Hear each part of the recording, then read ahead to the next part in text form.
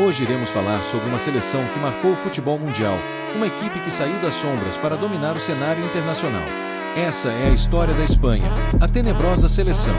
Durante anos eles foram apenas figurantes, subestimados e ridicularizados, esquecidos no cenário do futebol mundial. Mas o futebol muda, e quando ninguém mais esperava, eles surgiram das sombras para dominar o mundo.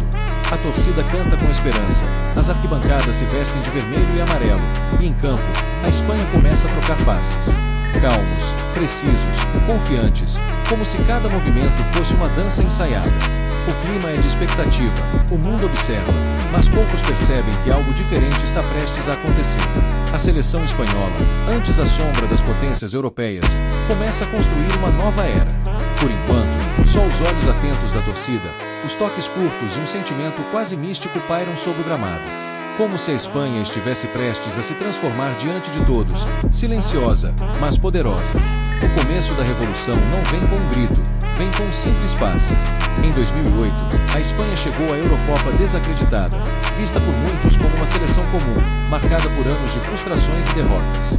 Poucos apostavam que aquele time conseguiria mudar sua história, mas sob o comando do técnico Luis Aragonés, algo começou a acontecer.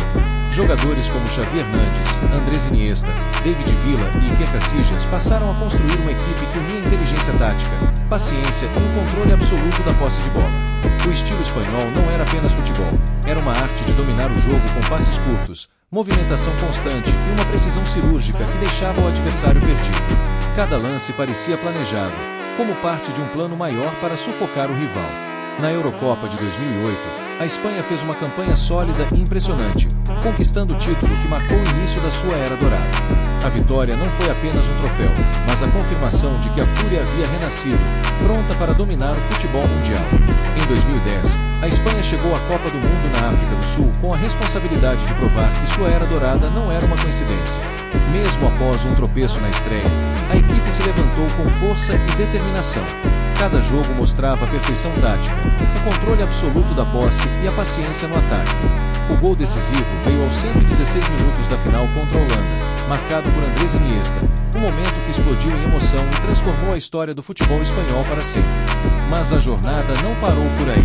2 anos depois, na Eurocopa de 2012, a Espanha voltou a impressionar o mundo com uma campanha avassaladora, culminando numa goleada histórica por 4-0 sobre a Itália na final. A supremacia espanhola ficou consolidada, tornando-se a única seleção a conquistar 2 Eurocopas consecutivas e uma Copa do Mundo no meio, uma era que seria lembrada como o auge do futebol moderno. O tic-tac não era apenas uma tática, era uma filosofia de jogo que transformou a Espanha numa verdadeira potência. Baseado em passes curtos, movimentação constante e domínio absoluto da posse de bola, esse estilo fazia com que a equipe controlasse o ritmo da partida do início ao fim. Jogadores como Xavi, Busquets e Iniesta orquestravam o meio-campo com maestria, conectando cada setor do time como se fosse uma única máquina perfeita. O adversário mal tinha chances de recuperar a bola, ficando preso em uma teia invisível, enquanto a Espanha ditava o ritmo com uma calma quase hipnótica.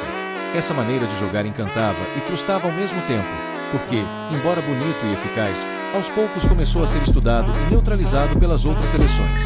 Ainda assim, o tic-tac marcou uma era, redefinindo o futebol moderno e influenciando clubes e seleções ao redor do mundo. Após anos de domínio, a Espanha enfrentou uma queda brusca.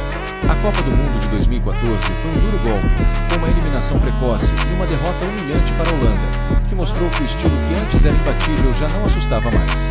A ausência de grandes craques e o desgaste físico e tático da equipe evidenciaram que a era dourada chegava ao fim. No entanto, mesmo em meio às críticas e dificuldades, uma nova geração começava a despontar. Jogadores como Pedri, Gavi, Lamine Yamal e outros jovens talentos mostravam que a Fúria não estava morta, apenas se renovando.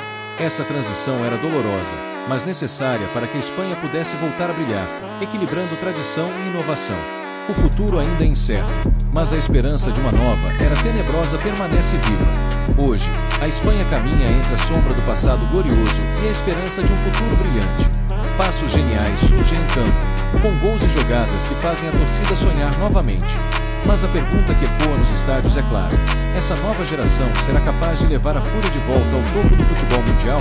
O mundo mudou, o futebol evoluiu, e os desafios são maiores do que nunca. Ainda assim, quando a Espanha desperta, o mundo inteiro sente o tremor.